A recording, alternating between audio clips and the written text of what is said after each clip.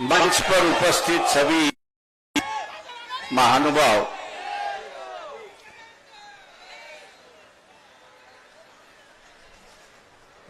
वक्त की पाबंदी होने की वजह से मैं समझता हूं कि काफियों पर अन्याय हुआ है।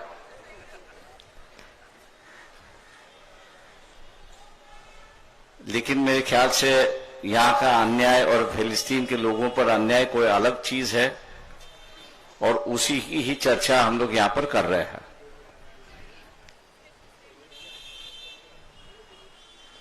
आज इस जनसभा का जो मकसद है फिलिस्तीन में शांति रखने के लिए और केंद्र सरकार जो है इस शांति की पैरवी करे, इसके लिए आज ये जनसभा बुलाई गई है।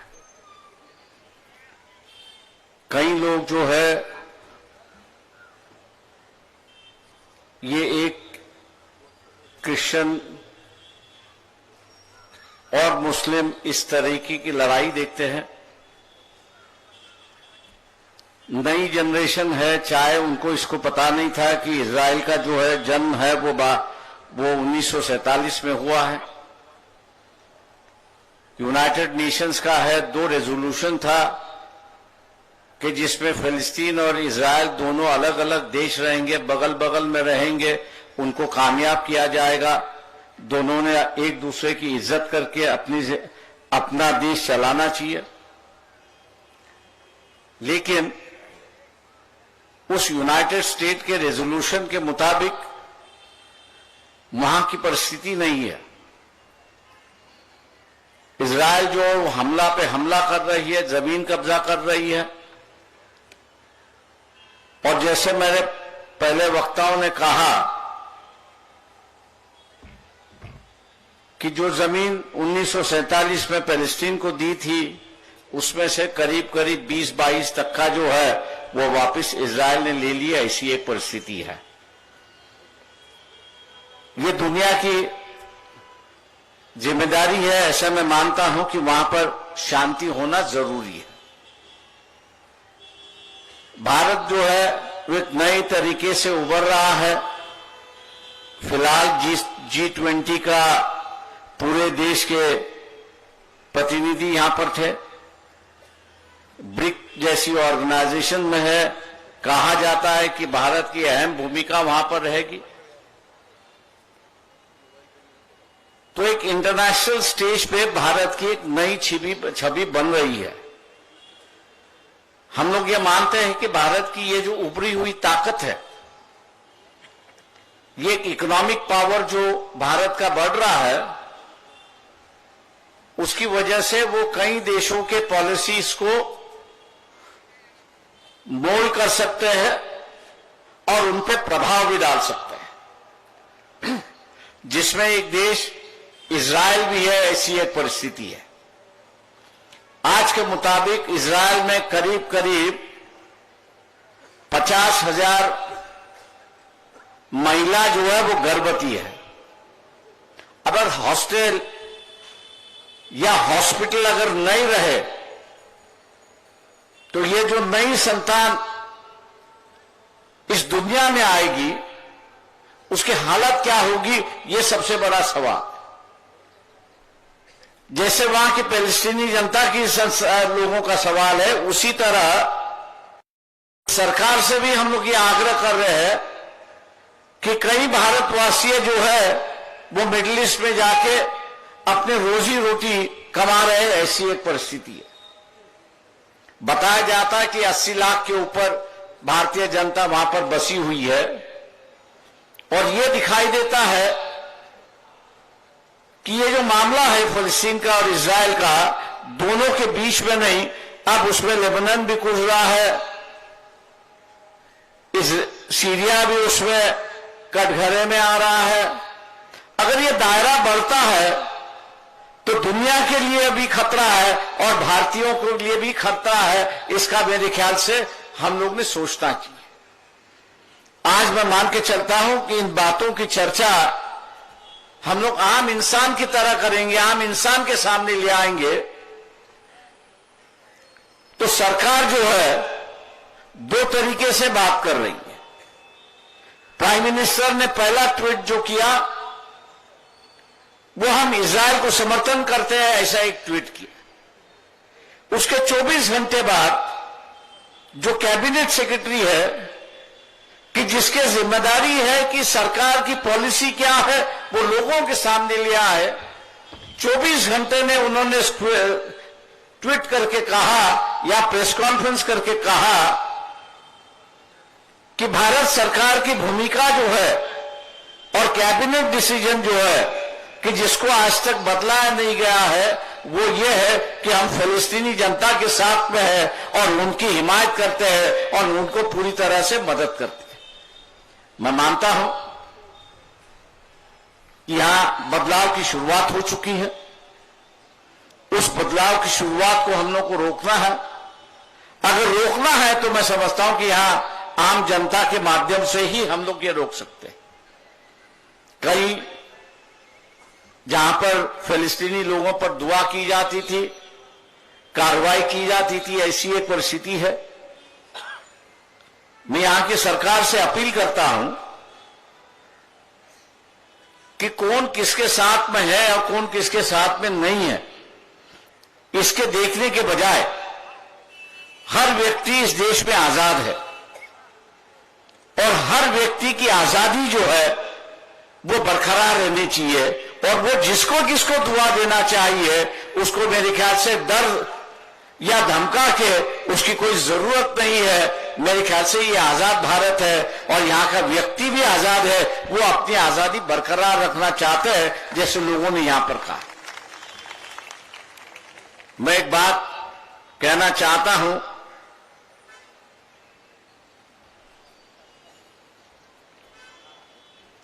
एक मूवी आई थी कि जिसमें अनिल कपूर और श्रीदेवी जो है एक्टिंग करते थे, मिस्टर इंडिया। और उस मिस्टर इंडिया में जो है अनिल कपूर के पास एक घड़ी थी कि वो घड़ी दबाता था तो वहां से गायब हो जाता, दिखाई नहीं देता था। यहां जो राजनीतिक दल है, ये राजनीतिक दलों के मन में भी डर पैदा हो गया कि अगर हम लोग फिलिस्तीन की बात करें, इजराइल के खिलाफ की बात करें तो सरकार हमको अंदर ठोस देगी।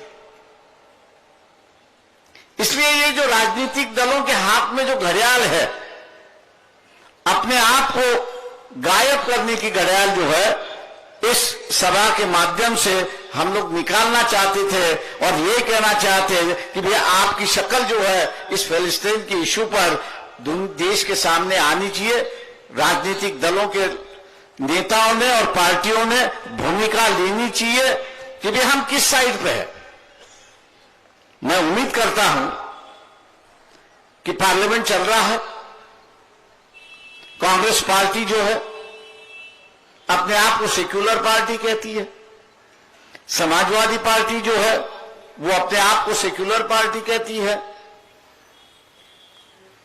पास हो या ना हो ये अलग की बात है, लेकिन इस पार्लियामेंट सेशन के चलते समय एक नोटिस तो उन्होंने निकालनी चाहिए, देनी चाहिए कि इस पार्लियामेंट में रेजोल्यूशन होना चाहिए कि इजराइल जिस तरह से हमला कर रहा है, इजराइल जिस तरह से हमला कर रहा है, बम्बार्डिंग करना, 15,000 तो आप इस बम्बार्डिंग में मर चुके, ऐसी एक परिस्थिति है। जितने लोग सेकेंड वर्ल्ड वॉर में मरे नहीं उतने ये 50 दिन में गुजरे, ऐसी एक परिस्थिति है।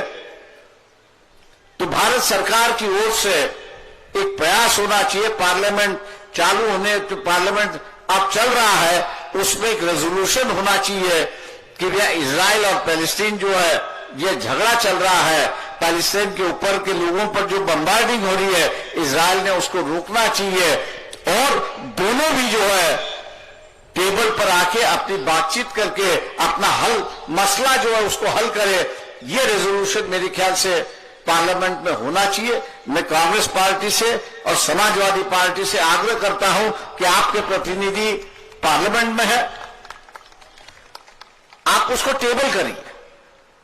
मंजूर होना नहीं होना वहां के दूसरे इलेक्टेड मेंबर ऑफ पार्लियामेंट है, उनका है, लेकिन एक प्रयास हुई, एक कोशिश हुई, ये संदेशा तो जाएगा। आज संदेशा ये जा रहा है कि सरकार की भूमिका, पुरानी सरकार का जो कैबिनेट डिसीजन था वो पैलेस्टीनी लोगों के साथ में है, लेकिन यहां की सरकार चुप बैठी हुई है। मेरे ख्याल से ये जो चुपकी है, ये चुपकी हटानी चाहिए, और यहां हटाने की जिम्मेदारी मैं ये मानता हूं कि कांग्रेस पार्टी की है और समाजवादी पार्टी की है। एक रेजोल्यूशन तो भी वो मूव करे। ऐसे में आप लोगों से, कांग्रेस के नेताओं को अपील करता हूं, ऐसी एक परिस्थिति है। वही दूसरी बात, यहां पर मैं आपसे ये कहता हूं कि आपके मन में डर जरूर होगा। वैसे सभी के मन में डर है, ऐसा नहीं है। मौलाना दरियापुरी ने यहां पर जो है और दूसरे इन्होंने नक्सलवादियों की बात कही। आप पे जिस तरह से अत्याचार नहीं हो रहे, उससे ज्यादा अत्याचार उन पर हो रही है कि उनके यहां खनिज है, उनके यहां पानी है, उनके यहां बिजली है, उसको चुराना है, और उन चुराने की वजह से उनको गोलियां मार दी जाती। आपको सिर्फ यहां पे धमकाया जाता है। वो जिस तरह से लड़ रहे, जिस तरह से जूझ रहे हैं, मैं यहां बैठे हुए सभी लोगों से कहता हूं कि हम लोग भी यहां पर लड़ना चाहिए, जूझना चाहिए, और जो जालिम दिखाई देता है उसके खिलाफ हम लोग ने आवाज उठाना चाहिए और उसको सफाया करना चाहिए। अगर हम लोग डर के बैठेंगे, भय होके बैठेंगे, तो जालिमों की ताकत वहां पर बढ़ती है, और यही कहता है कि भी इसको और डराओ तो ये और डर जाएगा। अगर यही हम लोग ने कहा कि भी हम डरने के लिए तैयार नहीं है, हम अपनी बात खुल पे रखेंगे और जो हमको कहना है वो कहेंगे, तो मैं ये समझता हूं कि जो जालिम है वो अपने आप डरता है, क्योंकि हम जैसे जिंदा रहना चाहते हैं वैसे वो भी अपने आप को जिंदा रहना चाहता है, और इसलिए कहीं ना कहीं तो भी एक समझौते की बात होती है, एक शांति की बात होती है, और उस शांति की बात को लेकर मेरे ख्याल से हम लोग को आगे बढ़ना है।